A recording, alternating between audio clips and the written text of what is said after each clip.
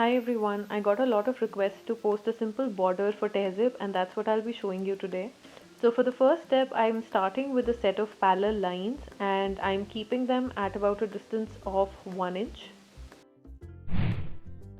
Next, I'm taking the center for both of these lines to create a central axis in between. This is a part of the Surgit technique, which is also the ad infinitum. In the center, I'll be taking a big circle to mark the place where I'll be placing the main flower. From this point, I'll be making the first spiral to mark a stem. Here I'm using a tracing paper so that all the other spirals that I draw are the same size. You must always ensure that the spirals look like a continuous line.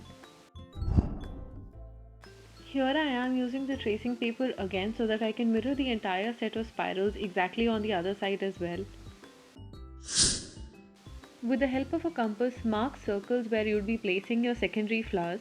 You should always ensure that these flowers are either the same size or smaller than the primary flower. The remaining portions of the spirals are meant for drawing leaves. You can also add branches to it for extra details. While drawing your motifs, always ensure that you're following the direction of the spirals as well as the stems. Now that the main frame is ready, place a tracing paper on top and secure it using a washi tape. First draw the hatai flowers, then the leaves and buds or even pink flowers. You can follow my previous tutorials which are there on my shorts feed for understanding how to draw these motifs.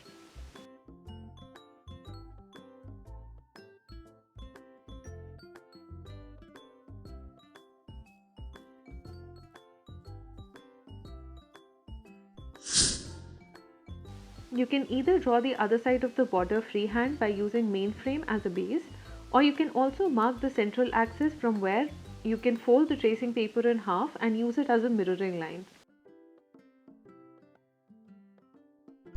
Replicate the motifs on the other side to complete this border. Please don't forget to like, share and subscribe.